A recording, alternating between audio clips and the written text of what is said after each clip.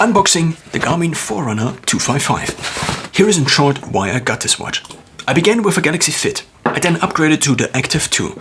I then upgraded to the Galaxy Watch 4, and now additionally I have a Galaxy Fit 2 in order to supplement my step count whenever I charge the watch in order for the data to be more accurate.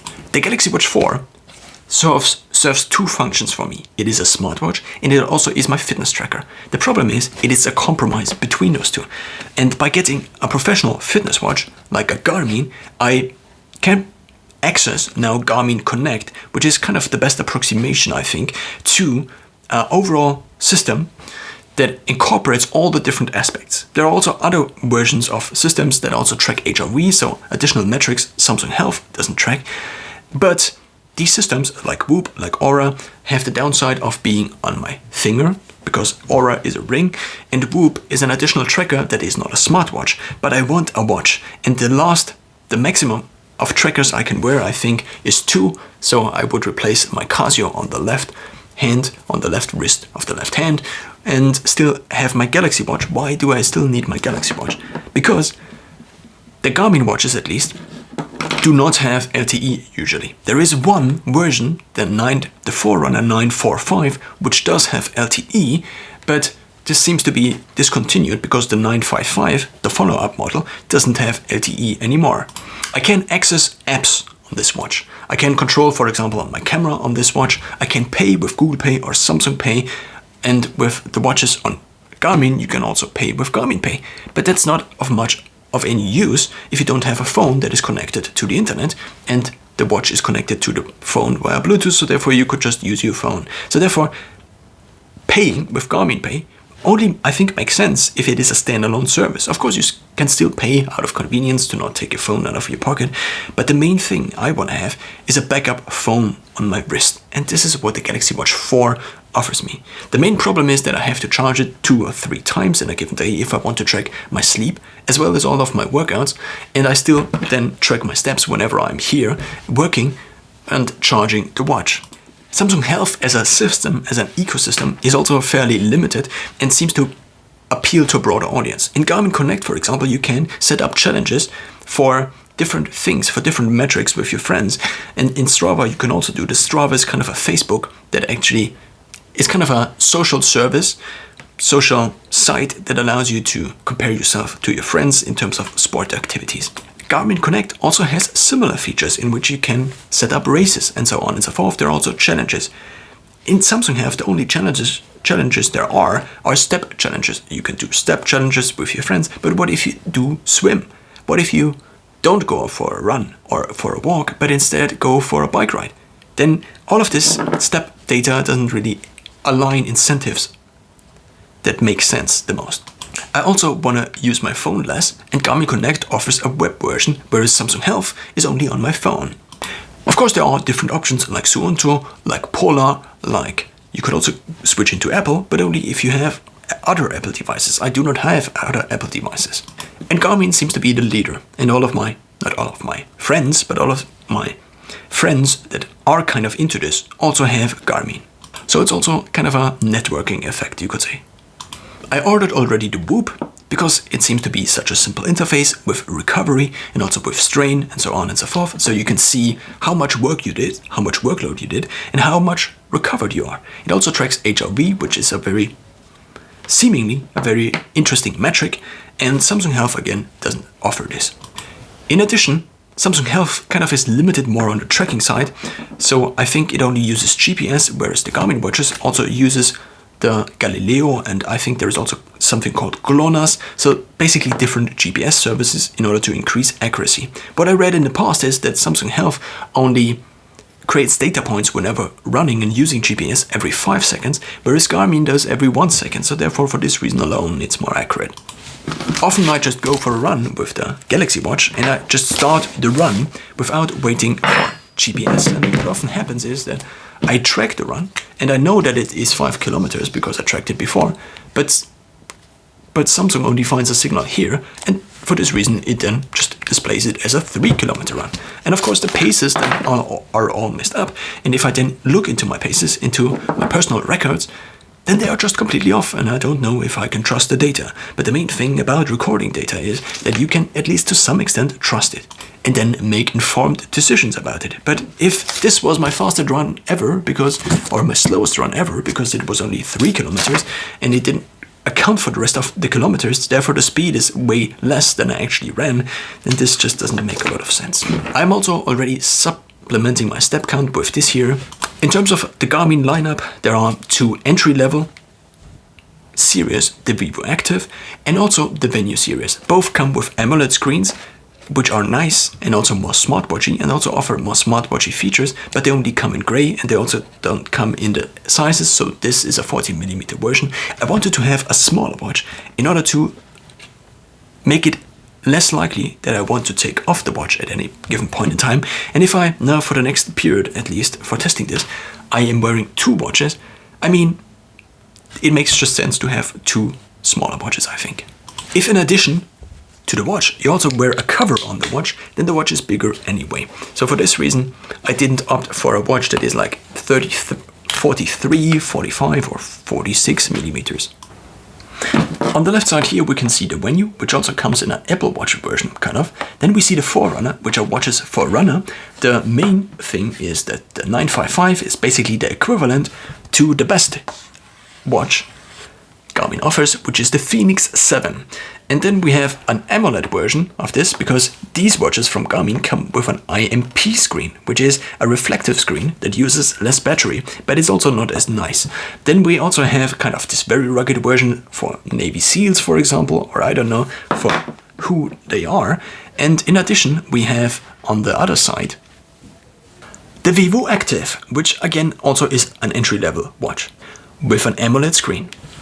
The watch I would get if I could just choose, and if budget was not a constraint, is I would get the Phoenix, but the small version of the Phoenix, and maybe also in Solar. So the Phoenix has a small version, which is called the S, which you can see up here. And then you have a Solar edition, which has a small solar ring, basically in the ring here, which means that it can charge a little bit with solar power. And then we have the normal version, and then we also have the X version, which again has a few more features. And we also have a Sapphire version, at least of the normal Fenix 7. The Fenix 7S now would come in a Solar edition and also in a very nice black. This is actually the watch I would buy if budget again was not a constraint. And it would come in 42 millimeters in Solar, and it would cost around 800 euros or US dollars, and on Amazon currently it costs around 650, I think, or even more than that. The higher watches, the more expensive watches, not only have kind of more features, but they also have more software features. So it could be that the cheaper watches, such as the 255, which I'm currently unpacking, does have the ability to record data like HRV, for example, which the more budget versions of the watches from Garmin also have, but they just might not display it in Garmin Connect, which is Garmin's fitness app. Now, the reason I opted for the 255 compared to the other possible more budgety options that are either getting a refurbished variant, which was not available for this watch, or also not for the Fenix 7S, is that I actually didn't really want to deal with the hassle that comes with buying something on eBay, then not even having warranty, for example. It's kind of a very high risk if you buy something more expensive. Even though I did it in the past, but what I also did get in the past was this refurbished for around 600. This is the Galaxy 10S, S10, not the 10S, and it made sense. But what also might not make the most sense is to get these devices actually that rely so much on battery power refurbished, because then you get them after the battery has degraded maybe by 20%, by 30%, by 40% already, which is actually kind of the case with this phone here right now.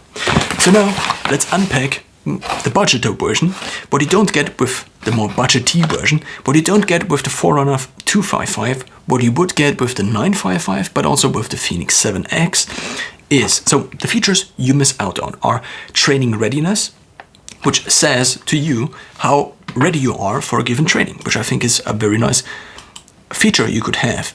So for this reason, I would still opt for the Garmin Fenix 7S, but it just doesn't make too much of financial sense. Since I do already have this watch and I just don't want to invest too much. I also might need other things like measuring my blood pressure, for example.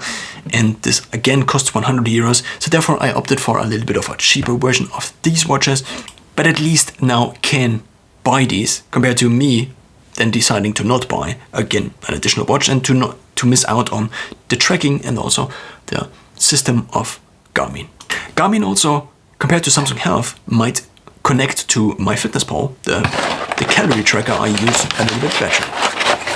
What you additionally miss out on is stamina, which tells you during a workout how much you have left in the tank. And another big thing is that this watch here only has limited map availability, whereas the 955 or the Phoenix models come basically with more map functionality. Now what do we have here? We have kind of that's basically all that was in the package. Now let's take a look at the package. It's very small, it's gray, it says Garmin, engineered. We can also see on the side here the watch already. It has 5 buttons, and the Phoenix 7 has touchscreen and the buttons. This also has touchscreen, but this here doesn't have a touchscreen. There is also an argument to be made. If you have a watch that is this small, then you have your finger on this watch, then you might not see much of the watch. For this reason, you have the digital lunette on this watch. I can actually show you if I turn the watch on. So you have the different widgets. I do have it in grayscale in order to save battery, and then you can just go around here. And you also have these different widgets, and it also is a very nice smartwatch indeed, but I just needed something more professional that also tracked me completely without these interruptions all the time, and also gave me just a general picture of my health, which Samsung Health just doesn't. It displays your heart rate and so on and so forth. This is Samsung Health. You do have these different widgets, and then you can just scroll through them. You can see your latest workouts, you can see your body fat percentage, and so on, your blood oxygen. But for example, VO2 max is tracked whenever you run on an even surface for a certain amount of time, but you cannot access VO2 max over time with a graph, for example. And it is just very limited, and they also seem to not add any features. You also don't have anything like training readiness or stamina or something like this, and also strain and recovery, similar to Whoop, for example. You just don't have anything like this in Samsung Health, and I'm kind of frustrated with them not upgrading anything. So they do sometimes upgrade things, like the newer watches do have a temperature sensor, and also running metrics are more and more detailed. So you have, for example, posture recommendations, which is nice. But if out of 5 kilometers 2 are missing, then this might not be as accurate. Maybe I don't need the additional running features if it doesn't even track normal GPS. Of course, this might be due to my location and so on and so forth, but let's unpack now the possible solution for this, which is the Garmin Forerunner 255. It comes with 2 gigantic instruction manuals, which, I mean, it just comes with them. Usually, in this day and age, the instruction manuals are often just digital. And then we have the main watch, which is here and also is very, very small. And also the display is very, very small already. If we just compare it to this here, and I will also get an additional strap like this for this watch, which I think also has 20 millimeters, then they seem to look already fairly similar. They are small and they are black, and I just threw something away, which is the charging connector. The Samsung watch can charge on the back of your Galaxy S10 because it charges kind of wirelessly, but not with the QI standard. And there is also this small charging plate you have, which I can show you here by drawing out the rest of my charger and making a mess. But let's focus on the watch itself. And first of all, we have to unpack it. I do not think that these straps are the most practical because, as you just saw, I can take this on and off in basically a second. I also can tighten it whenever I want to make more accurate measurements just by pulling this up, and since it all is elastic, which also means it won't last that long, I just have it here. I also seem to have somewhat of skin irritations whenever I use one of these bands. So we do have one of these bands right here, which I can, I guess, replace with another strap. And it feels kind of light already. We have this here, and then we have the watch here coming up. So let's compare the sizes of the watches. This is 41 millimeters, and the other one is not 41 millimeters, but it's actually 40 millimeters. But the display on the Galaxy Watch seems to be a little bit bigger. So I now disabled the grayscale functionality I had enabled, and now we can actually see the display, the AMOLED display on the Galaxy Watch 4, which is actually really nice. It just comes also with a bad battery life, which might be due to this. Here we can also see my sleep, for example, this day. Let's go into the specs of the 255S Music. So first of all, we have the morning report. So these are less the specs, more the features. We also have HOV status, which is something I'm really looking forward to. Then we have built-in sport apps. We have the Garmin Coach, which kind of allows you to train for a given race. Then we have daily suggested workouts, which gives you then your daily suggested workouts, race widget. We have triathlon and multi-sport profiles. Then I guess you can just switch them between these different modes without stopping the watch and so on and so forth. Another feature kind of this watch is that it doesn't have a touchscreen. So this means also, it's not really a feature, but what this means is that whenever I'm swimming, I do not have the interference of the touchscreen and the touchscreen lock with the other watches. The buttons seem to be fairly clicky, as you can maybe hear. You can actually place it in front of the microphone, then you might hear it a little bit. The screen is really, really small because there is this big rubber thing outside here, and then you have this big ring inside. And you have in total these 5 buttons. Wrist-based running power. I don't exactly know what this is. Recovery time. So this is the hours until you are fully recovered, I guess. Then you have great adjusted pace. We have the Pace Pro feature, which I still don't know what it is. Training status. Using new indicators such as HOV status, your recent exercise, you get an easy insight into your overall effort. Nice. Actually, in Strava, you do have kind of a number if you are subscribed to Strava for the intensity of every workout. So you could have done better, you could have done more, and so on and so forth. Training effect. Then we have acute load. In the more expensive versions, we have stamina, as I said, and running dynamics courses. You can also improve the running dynamics, as I already stated, with a Garmin chest strap, and you have a visual race predictor and cross training. So you can say, for example, that you have a training here, and then it seemingly also visualizes what you actually need to do. So let's take a close-up look at the watch itself. We have on the back here sensors, and in order to understand what these sensors actually do, and also the rest here, I have just pulled up the specs. So this is Gorilla Glass 3, and the bezel material, as you can see here, is fiber-reinforced polymer.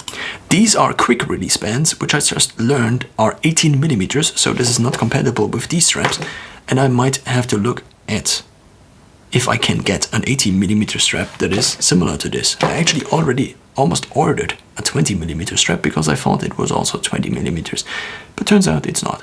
The diameter of the display here, you can see, is either 1.1 inch or 27mm. We have the physical size of the whole watch, which comes in at 41 multiplied by 41mm in diameter. The display resolution is a very high 218 by 218 pixels. The display type is MIP, not IMP, as I stated maybe wrongly earlier, which is a sunlight visible transflective memory in pixel. This means if you are on a hike and it's sunny, you can probably read this, but not this. The weight is 39 grams. Its water rating is 580 m. Smartwatch mode in terms of battery life up to 12 days. GPS only GNSS mode up to 26 hours. With the all systems GNSS mode with music up to 5.5 hours. All systems GNSS mode up to 20 hours and all systems GNSS mode plus multiband, so multiband GPS up to 13 hours. For some reason I'm already beginning to doubt my decision to buy this watch, and now I already have it unpacked. The reason is this: it is a really, really small display already, which is the thing I really wanted, but at the same time, I maybe would have been comfortable with maybe a bigger display. I don't know. I do not think I will get a cover for this watch because it is kind of more protected compared to the Galaxy Watch 4. And When it now comes to the charger, we have this charger here, which we can connect. It doesn't lock in via magnetics, but it seems to be symmetrical, so it doesn't matter which direction you plug it in, and it just plugs in like this. The memory history is only 4 GB, as you saw earlier, either on the previous video or in this video, I'm not entirely sure. The Garmin 955, for example, the Forerunner 955 had 32 GB, so for this reason, this watch probably won't be your music storage for all of your music. And it also, in terms of storing cards, this is fairly limited. So this is really an entry watch, but it also costs 360 euros. So clock features, time and date, GPS sync, automatic daylight saving time, alarm clock, timer, stopwatch. I guessed so. In terms of health monitoring, this watch offers wrist-based heart rate, as you can see here. We can actually zoom in. Then we have daily resting heart rate. Also, then we have abnormal heart rate alerts. Also, high and low. Respiration rate also, which we don't have on the Galaxy Watch, which is nice because the respiration rate is another feature that I think is nice to track. Pulse oxygen saturation is also something we have on the Galaxy Watch, but also here. Yes, spot checks and optional all-day acclimation and in sleep, which is nice. Fitness age is also something I'm really looking forward to because I do want to calculate my biological age more and more. I already can calculate it in my fitness app in my skate app called FeelFit. Body battery energy monitor, yes. Relaxation reminders also, but I don't think I will activate these. Relaxation breathing reminder, also yes. You can also do breathing exercises on the Galaxy Watch 5, which with Google Fit if you have installed it. And I think also with Samsung Health, but Samsung Health doesn't track the duration and so on, whereas Google Fit does. Sleep score and insights, yes.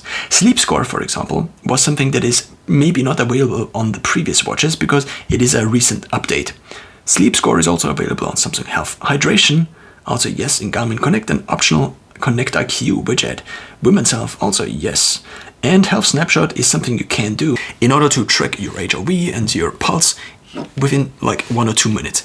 This is kind of something you can also now do on the Galaxy Watch, but only if you use a third-party app called Valtteri, which is free for the HRV tracking, but if you want additional metrics and interpretation of metrics like your blood pressure, for example, which you can also import from Samsung Health, which is nice, which also means I still need something like this because it can track ECG and blood pressure, whereas the Garmin watch cannot. In terms of the sensors, we have GPS, we have basically all of these.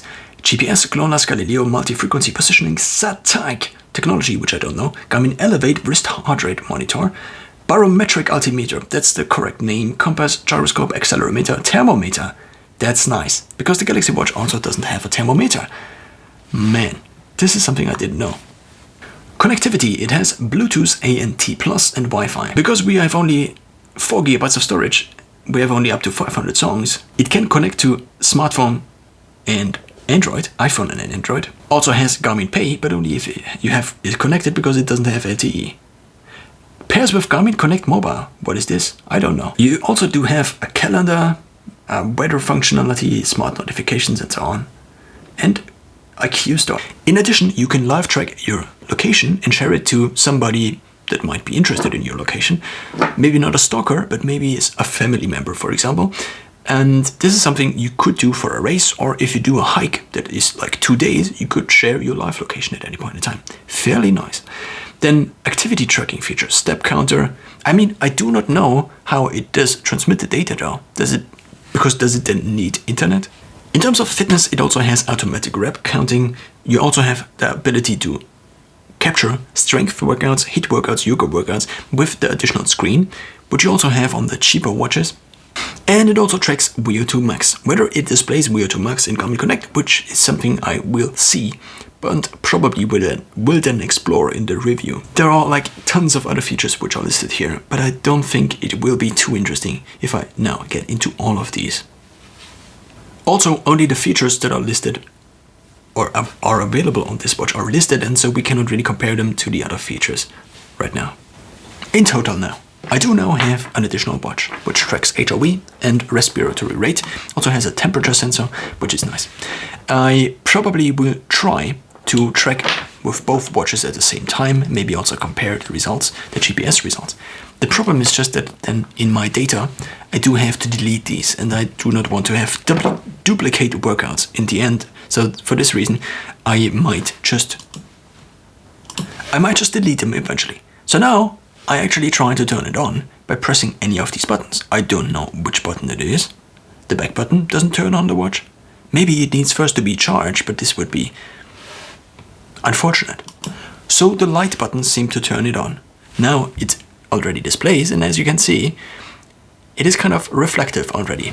Then what we can do next is and actually, as you can see, it is a reflective display that from some angles is not readable at all, which is weird, but also is kind of just the nature, I guess, of this reflective display. Then we now select English, I guess, and I now switch to this view here, which allows me to now show you that I want to pair my phone. Follow steps on Garmin Connect Mobile to pair. So now this is Garmin Connect, and what we need to do is we need to add a device. In the next step, we select the device. Maybe it's already registering the right device. Yes, it is.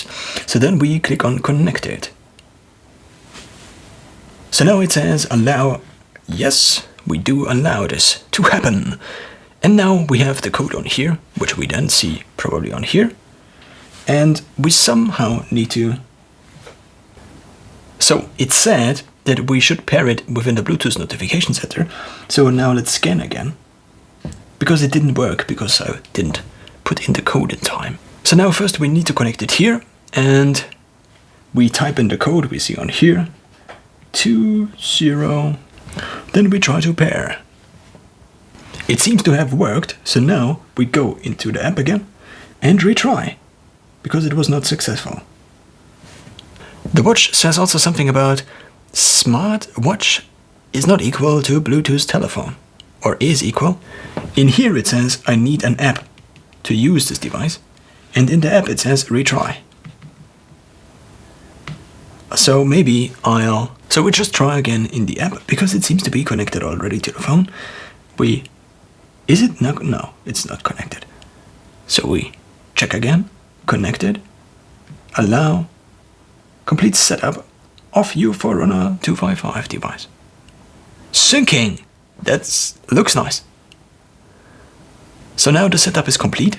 Took like 30 seconds, and then I can set up my bedtime, which already it took from somewhere, I don't know where. And then we click on, no, I don't want notifications. Or do I? Maybe yes. Then we need to allow notification access, and you can already see that the watch now is in the normal mode here. Then I also will allow the calendar access, allow the call log access.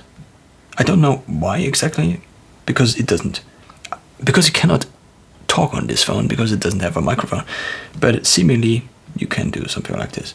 Allow messaging access. You can display the messages, I think, and we now have 0% battery on here, therefore I charge it. A big downside to the charging situation here is that you obviously cannot use the watch while charging it. So if you are on a hiking track, for example, what you can do with the Galaxy Watch is you can kind of have your power bank maybe in your pocket and then slip the other one underneath, just then you can still kind of wear it.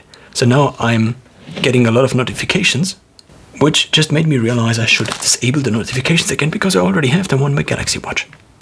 Now here we click on Sync Now, and now it is syncing my steps and activity data in the mobile app.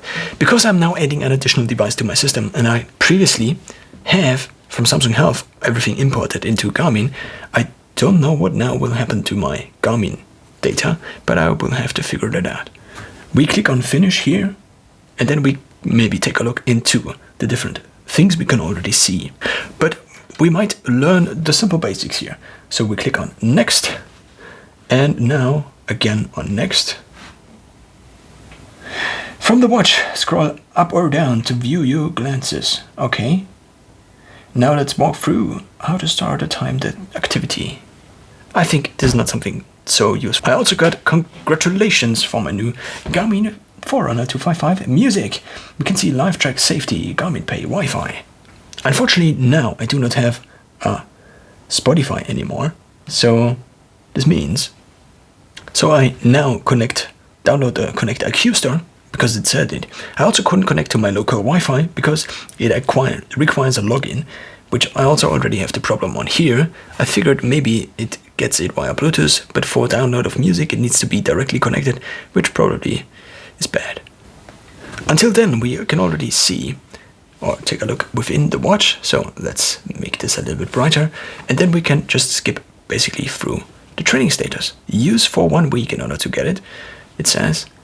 We can also turn on the light and turn it off, as you can see here, so then we can see it. And then we have here up and down. So performance. The first thing is performance. 5K performance, I don't know what this exactly is, why there is 5K. Training status, used for 1 week. HRV status, there is also no data. I could take HRV snapshot, what I might do in similar videos now. Music controls only works if I have a music app installed. Notifications, we have 10, which I might disable again. The weather is 8 degrees outside. The sleep, there is no data, so it seems to not get the data from... So the sleep data doesn't seem to sync with the service I use, which is called Sync My Tracks, I think. The latest run, no activities, even though I already have synced it. Heart rate, also not. Pulse ox, and then we can also edit. Now the question is, how do I press here? On edit, do I click on start stop? Performance, seemingly here. But this might get a little bit getting used to the buttons because I cannot just click on something. So it seemingly does get the player notification data from my phone. With the light we can also see this, and it displays basically the recent Huberman podcast I just listened to. So seemingly I can also use this as a controller. So now I figured out what widgets I can add. So we can add ABC, body battery, calendar, and BioSense now has notifications for me. Also the IQ store now has launched, and we can actually see, so this is me, we continue because I only have one Garmin account. I have obviously read everything. And now we launch. It again requests access to Bluetooth, and it then would allow me, I guess, to download Spotify. So it also allows me to download different widgets, and also here we can see Spotify. What I'm currently using is SoundCloud because it's kind of free, at least doesn't display too much. And these are all the different music apps that we could potentially install. And there seemingly are also just apps you can install. What might be very nice if I can actually download podcasts. So we download podcasts here. I already tried listening to podcasts on my Samsung Galaxy Watch. The problem was that I wanted to listen to podcasts in speed 3.0, and this didn't really work. Or it just crashed, the app constantly crashed. We also have sub music runcasts. It would be really nice if I can, so there is a payment required, if I can use my Garmin watch in order to listen to podcasts. But then obviously I would need more than 5 gigabytes because then this watch is a little bit limited with 4 gigabytes. So what we also now can see again is the additional things we can add. And we were within these: calories, floors climbed, Garmin coach, then health snapshot, which I can then access. And I think I will just add all of these because the display is so small. I think of this as a Whoop with a display. With a Whoop without a subscription that has a display that gives me similar features, even more features, because I can track GPS data, and it's basically one of the most professional watches you can get. Of course, it's not the most professional watch, which would be, I guess, the 7S, which I might get in a year maybe, but until now, I think this watch is kind of the thing I want. Respiration, stress, sunrise, and so let's try to add maybe the sunrise, and I think or the respiration, that's added. Okay, it's added. So in addition, what I also want to add is not my last swim, my primary race, lost activity, intensity minutes. That's also interesting. Then we want also to add the health snapshot, because then I can track my HRV through the day. Sometimes the coach, also interesting, floors, the calories maybe. And the body battery, very interesting. And I also don't know what the ABC is. It's maybe some kind of emergency thing. So let's go back by going back. And then we can see, ideally, and see the different widgets. ABC, okay, we have 84 meters. And this seems to be kind of it is actually a compass. Then we have the body battery, which doesn't have any data yet. Calories, which it synced, I guess, from now. Garmin. Floors climbed, 0. Garmin coach, no plan, which is kind of what my life looks like. Health snapshot. We actually might do a health snapshot right now. Let's just try do this. We click on OK, no health snapshot found. But how then do we record one if we cannot click on here? All very complicated. Respiration date, data, and performance, and pulse oximeter, and straps, and heart rate. So this is kind of, I think, what the most will be. I will go into the watch, because everything else will be then for the review. I'm already talking again way too long for this here. Podcast has been added to your music providers. So in total, this is the watch that was now budgetly available, that allows me to now improve my overall health tracking drastically. I think of it as something that is a Whoop. I would have paid 400 euros for the Whoop, and I would have paid 20 euros, or basically 20 euros times 12, 240 euros for the rest of my life for a Whoop. And for this, I only have to buy the devices. I can also resell the devices, and it gives me similar or even way more features, because let's face it, the Whoop is fairly limited without GPS and without all these other things that just require a normal smartwatch. I can also pay with this, even if I probably won't, because I already have the Galaxy Watch, but just as an additional setup, I then have basically my wallet.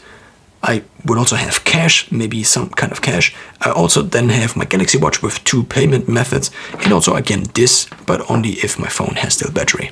Let's now finally put it on for the first time. I obviously do not know really what I do with my Casio watch, and I hope that there is a widget.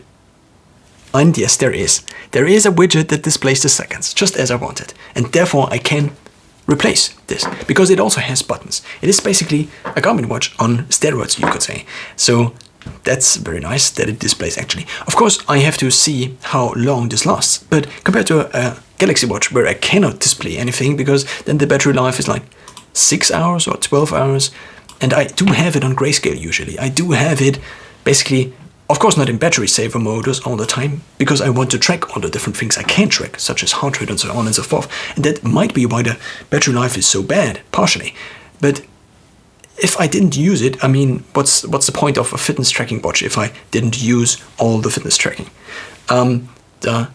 This year seems to be fairly limited, so if somebody has a little bit of a bigger wrist, then this might not be for him or her. So now let's see what it looks like. It looks like I have 2 watches. The one, I'm so happy that it displays the seconds now. And if I turn on the light, turn off the light, so you can actually see, if I turn on the light, that it gets a little bit brighter. And apart from this, because it has a reflective display, and I also do have the option with the IQ Store to download a lot of different widgets. Maybe there is even one that I can use for the Galaxy Watch. It is a small watch, so therefore I'm kind of...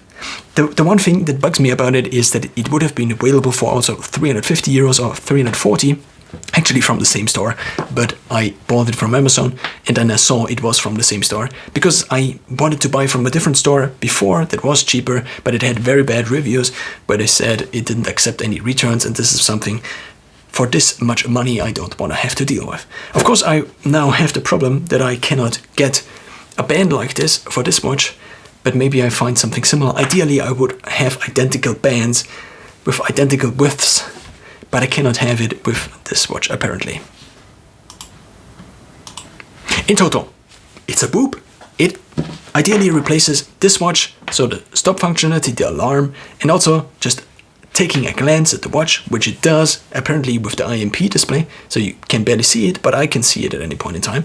There also seems to be this wrist waking up feature that enables the light, and it is now on my wrist.